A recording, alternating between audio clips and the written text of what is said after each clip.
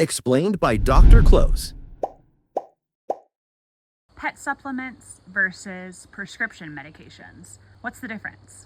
Yeah, there's some pretty major differences between pet supplements and prescription medications. So, with joint supplements or pet supplements first, typically these things are going to be used more chronically because they take longer to take effect. So, usually, they can take about 4 to 8 weeks before they fully kick in. Another thing is that they're typically available over the counter. So it is important for you to do a little bit of due diligence and see what is in the joint supplements or other pet supplements, as they all can be a little bit different, and they can have different ingredients or different amounts of the ingredients, so it's not as regulated.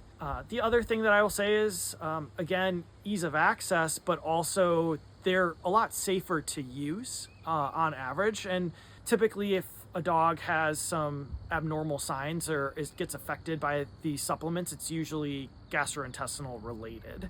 Now, comparing that to prescription medications typically work a lot faster, so we're talking within hours.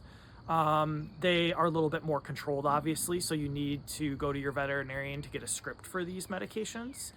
And these medications have a little bit more pointed therapy, right? So when we're talking about things like NSAIDs, carprofen works on COX-2 specifically for anti-inflammatory, or gabapentin works on a neuro pathway. And so the medications can be targeted or used together. And then, just like the opposite of joints, typically there are some more serious side effects that can occur with these medications if not taken carefully or if overdosed. More like kidney issues, liver issues, and gastrointestinal issues. So you want to be careful that you're using the appropriate dose that your veterinarian recommends.